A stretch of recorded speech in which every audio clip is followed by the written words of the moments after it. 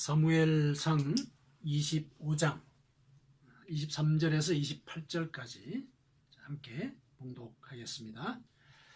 아비가일이 다윗을 보고 급히 나귀에서 내려 다윗 앞에 엎드려 그의 얼굴을 땅에 대니라.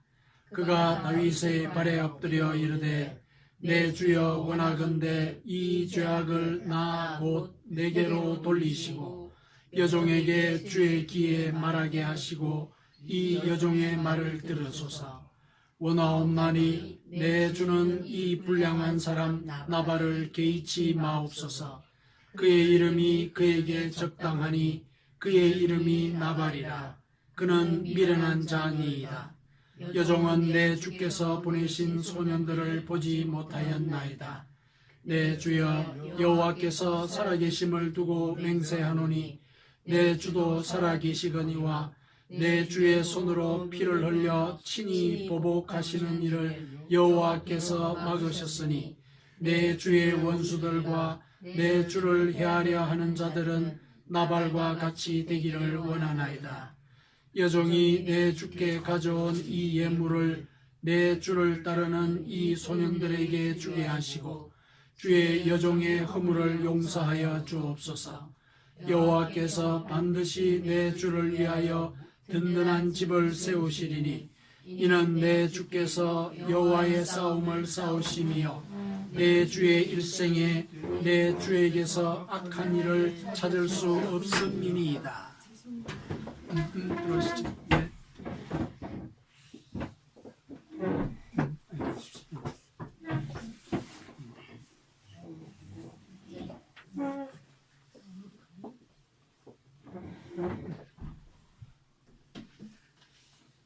네, 반갑습니다. 아마 이런 말을 아마 들어보신 적이 있을 겁니다. 우리가 생각하는 대로 살지 않으면 사는 대로 생각하게 된다.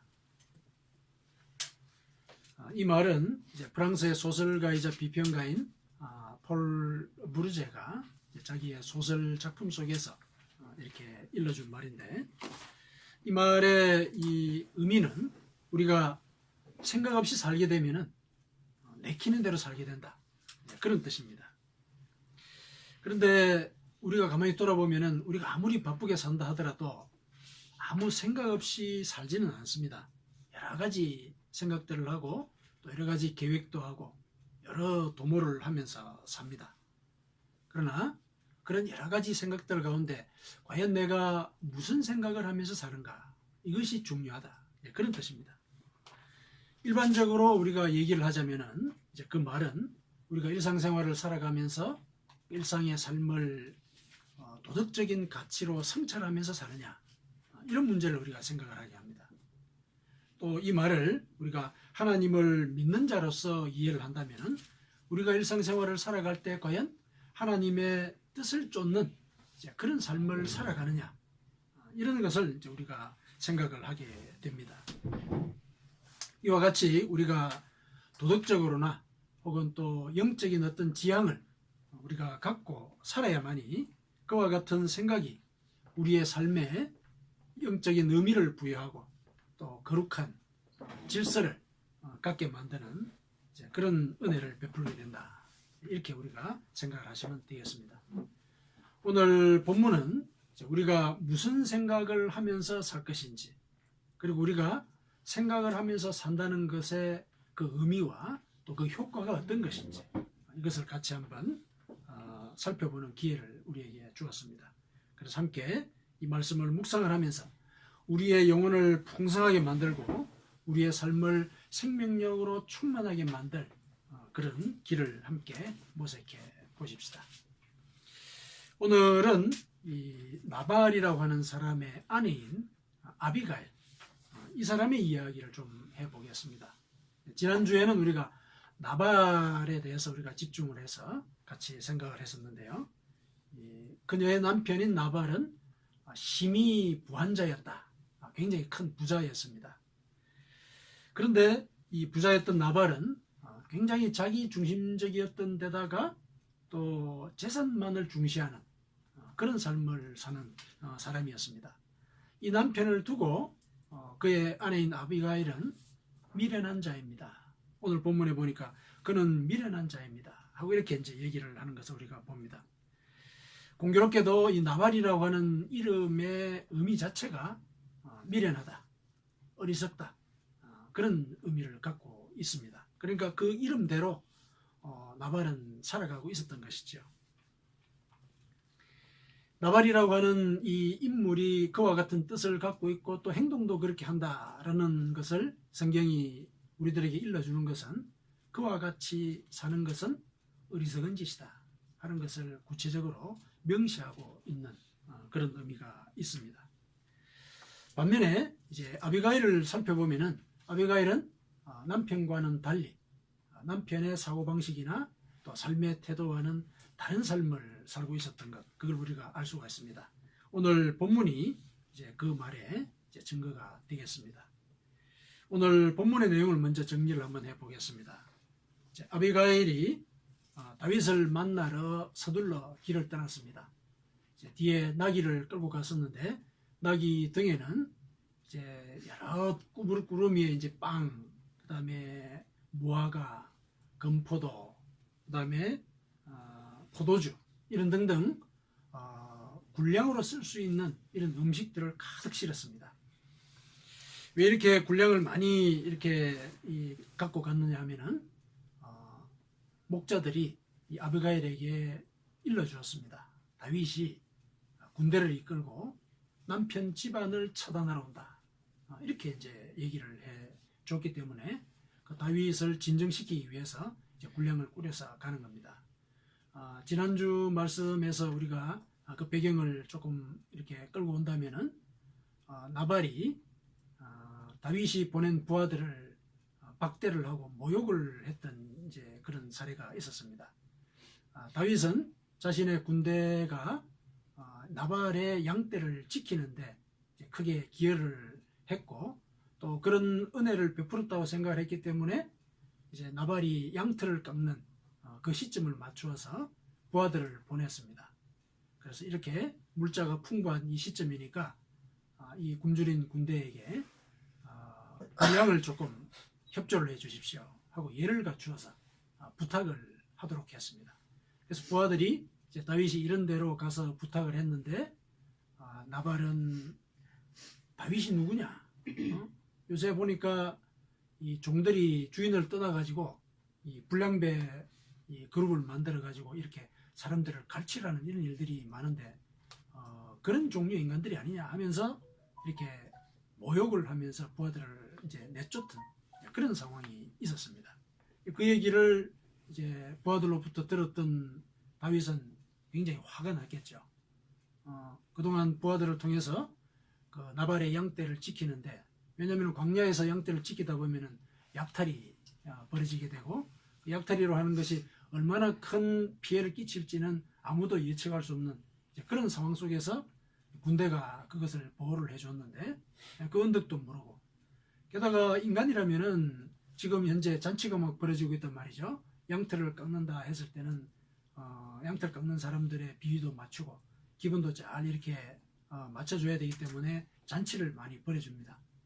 그렇게 해서 양털을 잘 깎아주면은 이제 그 양털들을 또 팔아가지고 또 여러 가지 또 재물도 생기고 이런 상황이라서 다윗이 그 얘기를 듣고 부하들을 보냈는데 이제 박대를 했다. 화가 난 겁니다. 그래서 군대를 끌고 내가 이 나발의 집안을 완전히 처단을 하겠다. 이렇게 해가지고 이제 군대를 끌고 올라오는 그런 상황이었습니다. 그 얘기를 아비가일이 듣고 서둘러서 군량을 챙겨가지고 지금 내려가고 있는 그런 상황입니다. 가는 중에 이제 아비가일이 다윗을 만난 겁니다. 그래서 급히 나귀 위에서 내려서 다윗에게 큰절을 합니다. 큰절을 하면서 그동안에 나발과 다윗의 부하 사이에 있었던 그 일들에 대해서 사정을 아뢰입니다. 아비가일은 이제 다윗을 진정시키기 위해서 이와 같은 말을 합니다. 우선 자기가 다윗의 그 부하들을 만났다면은 빈손으로는 보내지 않았을 겁니다. 그런데 자기가 부하들을 만나지를 못했습니다. 하고 이제 이렇게 얘기를 합니다. 그리고 나발을 처단하는 그런 일들을 하나님께 맡기십시오. 26절에 보니까 내 주의 손으로 피를 흘려 친히 보복하시는 일을 여호와께서 막으셨다. 이렇게 얘기한 것은 나발을 처단하러 오는 그 목적이나 의도를 하나님께 먼저 올려드리고 하나님이 대신 당신의 분노를 풀어주시기를 그런 방법을 취하시기를 바란다 하고 이렇게 이제 얘기를 한 겁니다. 그리고 이제 군량을 가져왔습니다. 이것을 당신의 부하들에게, 여기 이제 소년이라고 번역을 했는데 소년은 이제 너무 어린 이런 그 어감이 있지 않습니까? 우리말로는. 그런데 이제 부하들을 가리킵니다. 이제 부하들에게 이제 군량을 이렇게 건네주게 되죠.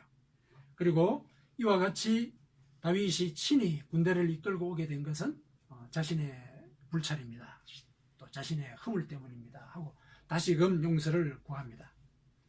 그리고 난 뒤에 또 28절에 보니까 다윗이 지금과 같이 군대를 이끌고 광야에서 생활하고 있는 이 모든 과정들이 여호와의 싸움을 싸우는 것이다.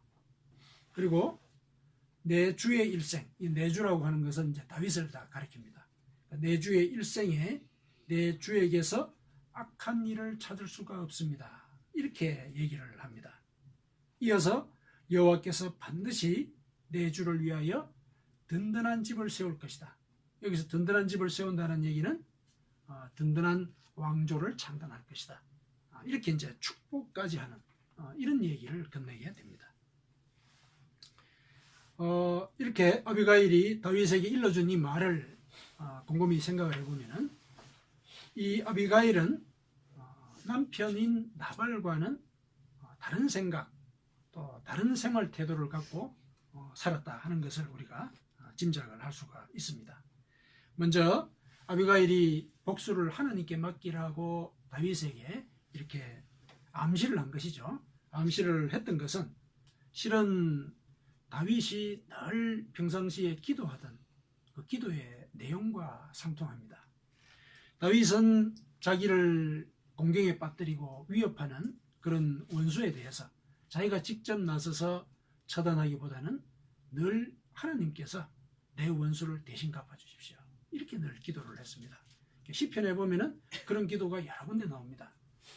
구체적으로 하나 예를 들면은 시편 5편 10절에 하나님이여 그들을 정죄하사 자기 꾀에 빠지게 하시고 그 많은 허물로 말미암아 그들을 쫓아내소서. 하나님께서 나의 억울함을 대신 풀어주십시오. 하나님께서 대신 복수해 주십시오. 이렇게 늘 기도를 했습니다. 그런데 이런 기도를 아비가일이 물론 몰랐겠죠. 다윗이 어떤 기도를 하는지. 그런데 다윗의 이 기도의 내용과 상통하는 이런 말을 다윗에게 권고를 하는 것입니다. 그리고 다윗을 또 어떻게 또 권면을 하느냐 하면은 나발을 다윗이 직접 처단을 하게 되면은 나중에 당신의 인생에서 조금 오점이 될 수도 있습니다. 이런 말을 암시를 합니다. 이게 무슨 말이냐면은 뒷부분에 보니까 다윗의 일생에 악한 일이 없을 것이다. 이렇게 이제 얘기하는 부분이 있지 않습니까? 이 속에 나와 있는 내용은 이어서 31절에 보면은 당신이 이제 왕조를 창건을 했을 그 아주 위대한 순간이 왔을 때 당신이 무지한 피를 흘렸다 하는 이런 이 질타를 받게 될 것인데 이제 지금 그 복수를 하나님께 맡기면은 그와 같은 일이 없을 것이다. 그래서 슬퍼할 것도 없고 당신의 마음에 걸리는 것도 없을 것입니다. 하고 이렇게 이제 얘기를 했습니다. 그래서 이렇게 이제 권면을 하고 있는 이런 내용들 가만히 생각해 보면은 아비가일은 나발과는 전혀 다른 이런 생각을 하면서 이렇게 살았다. 우리 오늘 본문에서 이제 그와 같은 증거를 읽어낼 수가 있습니다. 부인은 되게 남편을 이제 닮기 마련이지 않습니까? 부인도 인정하듯이 남편은 어리석은 사람이었습니다. 눈 한치 앞만 내다보고 이제 재물만을 챙기고 이후에 어떤 일이 벌어질지 자기가 죽을 줄도 모르고 이렇게 말을 삼가하지 않는 이런 이제 생활을 살았는데 아비가일의 말을 가만히 보면은 남편과는 다른 삶을 살았고 다른 생각을 하면서 살았구나 이렇게 이제 생각을 할 수가 있습니다.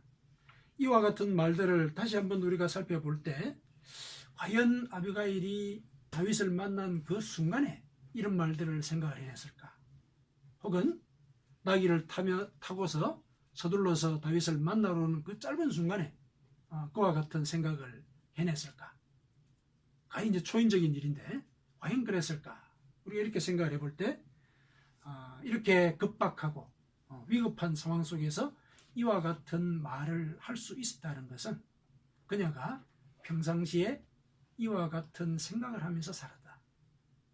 이렇게밖에 얘기할 수가 없는 것입니다. 그녀는 아마 실제로 자기가 억울한 일을 당했을 때 평상시에 복수를 하나님께 맡기는 그런 삶을 살았을 가능성이 큽니다. 그러니까 이제 그런 얘기를 할 수 있었다는 얘기죠. 만일에 그녀가 이런 생각을 갖고 있지 않았다면 당연히 나발처럼 생각나는 대로 말을 내뱉고 그 뒷수습을 해야 되는 이제 그런 일을 아마 겪었을 것입니다. 그런데 그녀는 다윗의 기도의 제목을 암시하는 이와 같은 말들을 했다는 것은 평상시에 그녀가 그와 같은 생각들을 하고 복수를 하나님께 맡기는 이제 그런 삶을 실제로 살았다 하는 것을 우리가 짐작을 할 수가 있습니다. 그리고 다윗이 지금 여호와의 싸움을 싸우고 있고 당신의 일상에서는 잘못된 것을 찾을 수가 없습니다. 이렇게 얘기한 것에서도 우리가 그녀가 평상시에 악한 일을 삼가고 또 남편이 하는 일을 조금 거스를 수도 있는 거죠. 따르지를 않는 겁니다. 따르지를 않고 여호와의 싸움을 싸우는 그런 일을 하면서 평상시 생활을 해왔다. 그렇기 때문에 그와 같은 급박한 순간에 이런 말들을 할 수 있었을 것이다. 이렇게 생각을 하는 것입니다. 남편은 어떤 사람이냐면 목자들이 고개를 내저으면서 그 사람은 불량한 사람입니다. 더불어 말할 수가 없는 사람입니다. 함께 얘기를 나눌 수가 없는 그런 존재다. 이렇게 얘기하는 그런 존재였는데 이와 같이 목자들이 남편의 흉을 그 아내에게 본다라는 것은 아내는 그 남편과는 다른 종류의 사람이었을 것이다. 이렇게 생각할 수 있습니다. 더불어 말할 수 있는 그런 사람으로 얘기를 할 수 있다는 것입니다. 사실 남편이 이 재산을 키운 것, 이거 대단한 일입니다. 광야에서 양을 3,000마리나 이렇게 키우고 또 다른 가축들도 많이 키우는 것 아주 큰 일을 한 겁니다. 큰 일을 했고 또 이 아비가일도 그 남편의 그와 같은 물질적인 부에 대해서 그것 자체를 비난하거나 그렇지는 않았을 것입니다. 그렇지만은 그녀는 남편의 삶의 방식이 어리석다. 이렇게 이제 판단을 했는데 이거는 무시했다기보다는 안타까워했을 수가 있습니다. 같이 사는 사람이 한 치 앞을 내다보지 못하고 고집대로만 살려고 할 때 안타까움이 들지 않겠습니까? 비록 남편을 두고 미련한 자라고 얘기하기는 했지만은 그것은 남편을 불쌍히 여기는 그런 마음이 들어있기 때문에 그렇게 얘기를 했다라고 얘기할 수가 있습니다. 정말로 남편을 미워하고 또 저주하는 그런 마음이 있었다면 다윗이 남편을 혼내주거나 혹은 정말로 끔찍한 일이지만 어쨌든 차단을 하도록 방치를 했을 수도 있거든요. 그런데 아비가일은 자기가 직접 분량을 챙겨가지고 남편에게 말하지 않습니다. 말하지 않고 분량을 챙겨서 이제 다윗을 진정시키러 내려온 것입니다. 그러니까 남편을 저주했다기보다는 남편의 삶의 방식에 대해서 안타까운 마음을 갖고 있었다. 그래서 이런 일들은 내가 가서 처리를 해야 되겠다.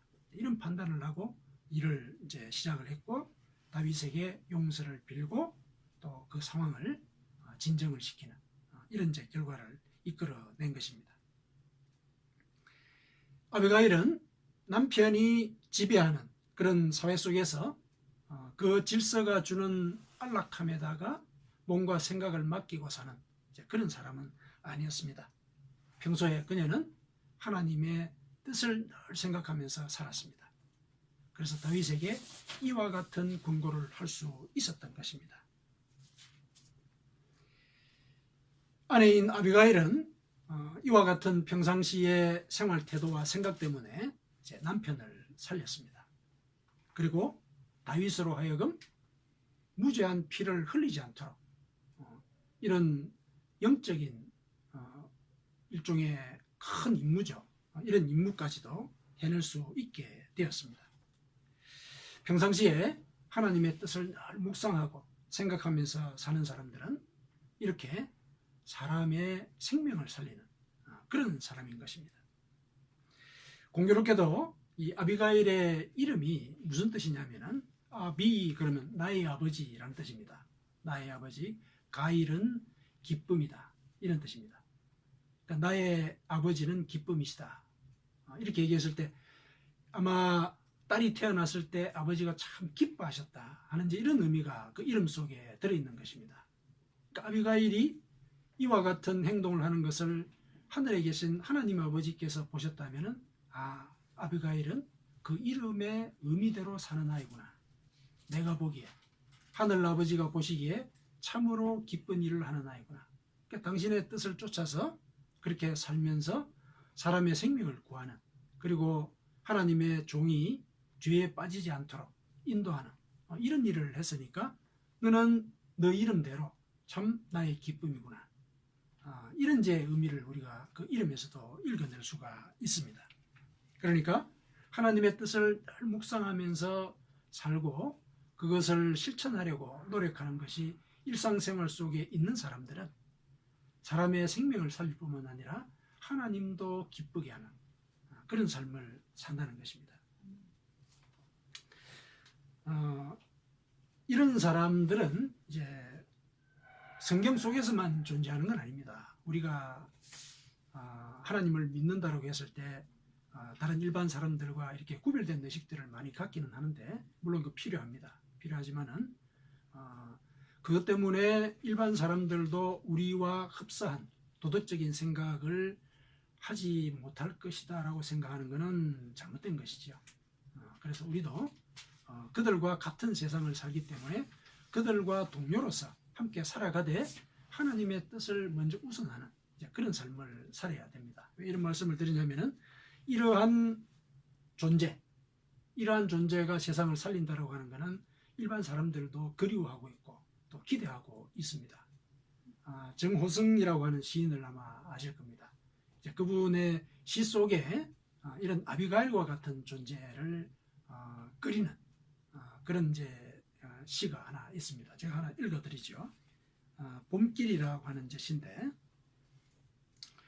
길이 끝나는 곳에서도 길이 있다.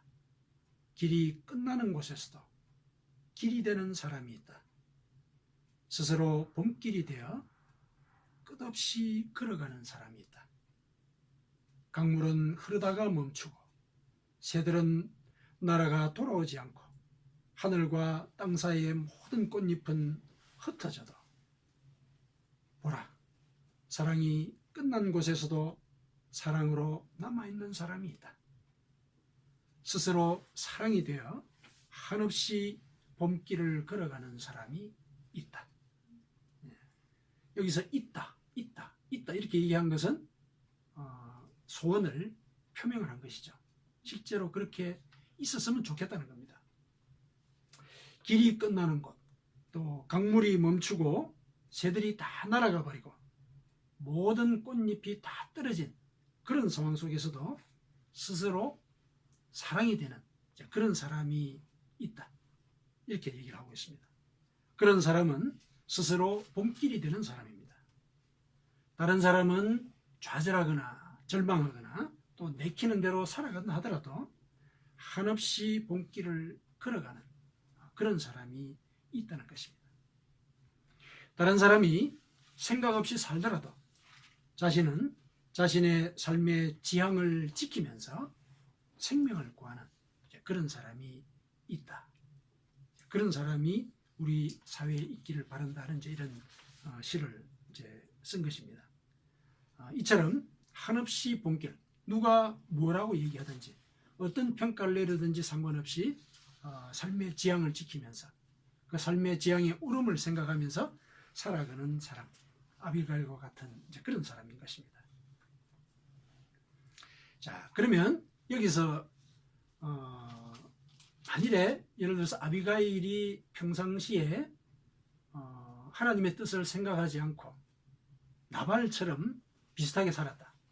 예를 들면 부창부수라고 얘기하지 않습니까? 부창부수는 이제 긍정적인 차원에서 부창부수다 이런 얘기를 하는데, 부정적인 차원에서 부창부수의 그런 상황이 전개되었다. 남편이 하는 대로 부인이 따라하는 그런 삶이 전개가 되었다. 우리 이 민화 중에서 놀부 아내 같은 사람 우리 생각할 수 있죠. 놀부가 하는 대로 놀부 아내도 똑같이 이제 그 고약한 일들을 하지 않습니까? 만일에 그와 같은 상황을 아비가일이 했다. 이거 우리가 한번 생각해 볼 필요가 있습니다. 그러면 무슨 일이 벌어졌을까? 그걸 한번 생각해 보겠습니다. 이렇게 살게 되면은 그런 행동의 결과나 그 피해는 본인 자신에게만 끝나는 게 아닙니다. 게다가 그 사람이 만일에 사회적으로 위치가 높은 자리에 있는 사람이라면 그 피해는 상상 이상의 그런 결과를 초래합니다. 1999년에 상영된 영화 중에서 그 스페셜리스트라는 영화가 있습니다.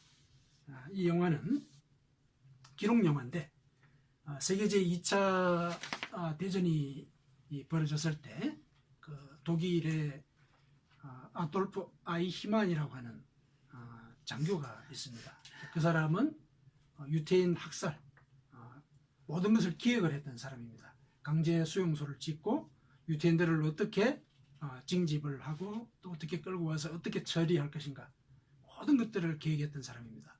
유태인들뿐만 아니라 일반 사람들이 생각할 때도 소위 악마가 있다면은 아마 그 사람일 것이다 이렇게 얘기할 만한 사람인데, 이제 그 사람이 재판을 받는 그 과정을 이제 기록한 그런 기록 영화입니다. 다큐멘터리 영화인데, 이제 거기에서 아이만이 뭐라고 얘기를 하냐면은 저는 단지 명령을 따랐을 뿐입니다. 저는 거대한 명령 체계 속의 한 부분이었을 뿐입니다. 명령 체계 속의 한 부분으로서 살았기 때문에 그 명령을 따른다는 것은 미덕이지 않습니까? 어떻게 제가 그 모든 책임을 다 져야 한다는 말입니까? 이런 얘기를 합니다. 재판 과정 속에. 그랬을 때 이제 그 얘기를 듣고 있던 판사가, 그렇다면은 당신은 한 명의 시민으로서 용기를 낼 수는 없었느냐? 조직의 일원이 아니라 한 명의 시민으로서는 용기를 낼 수 없었느냐? 이렇게 반문을 합니다. 그랬을 때 아이만은 그럴 수 있습니다. 그런데 만일에 그 시민적인 용기라고 하는 것도 관료 조직화되어서 나에게 주어졌다면 저는 아마 그 조직의 명령대로 용기를 냈을 것입니다. 이렇게 얘기를 합니다. 그러니까 조직의 일부로서 충성을 했지, 그 조직이 어떤 식으로 지금 이와 같이 사람을 죽이는 이와 같은 일을 해 나가는 것에 대해서 아무런 생각이 없었다는 것이요. 이 부분을 이제 기록을 한 이제 내용이었는데, 이 재판을 실제로 이 방청을 한 그 한나 아렌트라고 하는 이제 철학자가 있습니다. 그 사람이 뭐라고 썼느냐면은, 저 아이히만이라고 하는 사람은 괴물이 아니구나, 평범한 사람이구나, 이런 얘기를 썼어요. 규율과 명령에 충실한 관리였다, 이렇게 얘기를 합니다. 물론 이제 이런 평가 때문에 엄청난 비난을 받게 됩니다. 근데 왜 그런 평가를 했느냐면은, 생각이나 양심이나 상상력도 없이 관료 조직에 이렇게 편입이 됐을 때 지극히 평범한 사람도 저렇게 거대한 악에 가담하는 그런 존재가 될 수 있겠구나, 그 얘기를 하기 위해서 그런 얘기를 한 것입니다. 그래서 그녀는 악은 참으로 평범한 얼굴을 가졌다, 악의 평범성을 그때 얘기를 했습니다. 이 말은 생각 없이 사는 그런 개인들이 살아갈 때 그 삶의 주변에 악을 저지를 수 있는 통로가 널려 있다, 그걸 이제 일러주는 그런 얘기입니다. 그러면서 이 한나 아렌트는 사람들이 그러면 왜 생각을 하지 않으면서 살까? 그 이유가 내가 해야 하는 일이 무엇인가, 이것을 스스로에게 물어보지 않기 때문에 생각 없이 산다. 사회가 돌아가는 일에 대해서 이것이 옳다 그러다, 이것이 하나님의 뜻에 맞을까, 이런 고민조차 하지 않는가, 스스로에게 먼저 물어보지 않았기 때문에 이제 그런 일들에 가담을 하는 이런 일들이 생긴다라고 얘기를 했습니다. 인간이 생각하지 않고 스스로를 도덕적으로나 영적으로 성찰하지 않을 때 악은 항상 우리 주변에서 우리를 유혹을 합니다. 언제든지 우리는 우리의 삶을 악에 가담하는 그런 존재로서 전환시킬 수 있는 그런 가능성 속에 늘 살아간다는 이런 말씀입니다. 하나님께서 동생 아벨에 대해서 분노를 품고 있던 가인에게 이렇게 경고를 했습니다. 선을 행하지 아니하면 죄가 문에 엎드려져 있다. 죄가 너를 원하지만은 너는 죄를 다스려야 한다. 이렇게 말씀하셨습니다. 이 말씀이 바로 이 악의 평범성을 경고하는, 우리 문 밖에 나가면은 악이, 죄가 문 앞에 웅크러져 있다는 얘기입니다. 그래서 그것이 나의 발을 붙들고 우리를 넘어뜨리게 한다. 이것이 산재에 있다. 그랬을 때 너는 죄를 다스리는 자가 되어야 된다. 늘 하나님의 뜻을 생각하면서 살아야 한다. 이 얘기를 하나님께서 일러주신 겁니다. 태초의 상황 속에서 그와 같은 말씀을 해주셨다는 것은 우리가 인간으로서 기본적으로 생각해야 될 것이 무엇인가를 일러주신 그런 뜻이 그 속에 들어있다라고 우리는 새겨야 될 것입니다. 사랑하는 성도 여러분, 우리는 세상이 흘러가는 대로 살아가지 않고 하나님의 뜻을 늘 생각하면서 살아야 합니다. 그것이 바로 우리 문 밖에 엎드려져 있는 죄를 다스리는 그런 길입니다. 우리가 상황과는 다르게 생각하면 또 우리의 행동도 달라지고 우리의 그 상황도 바꿀 수가 있는 것입니다. 하나님께서 예수님께서 이렇게 말씀을 하셨습니다. 마태복음 10장 34절에 내가 세상에 화평을 주러 온 줄로 생각하지 말아라.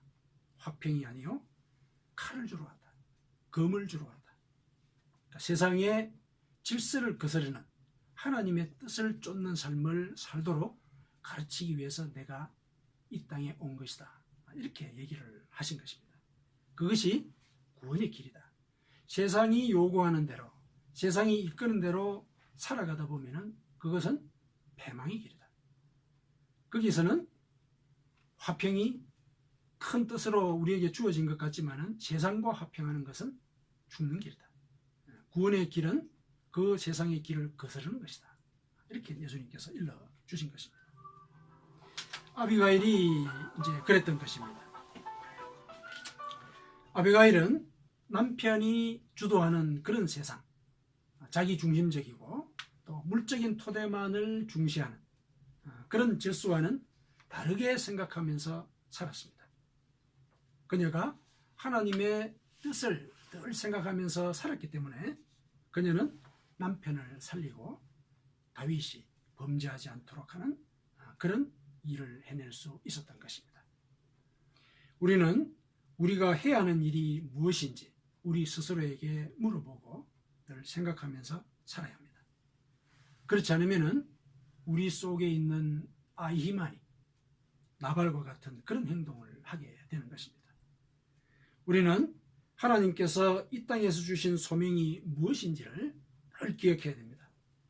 아비가일처럼 하나님의 뜻을 생각할 때 우리는 우리가 일하는 공간에서, 더 나아가서 세상에서 생명을 살리는 자로서 살아가게 됩니다.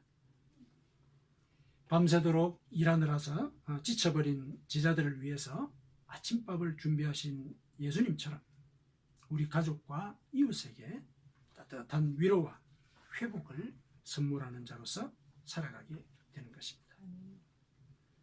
성도 여러분, 우리도 스스로 사랑이 되어서 누군가에게는 한없는 봄길이 되는 그런 삶을 살아가십시다.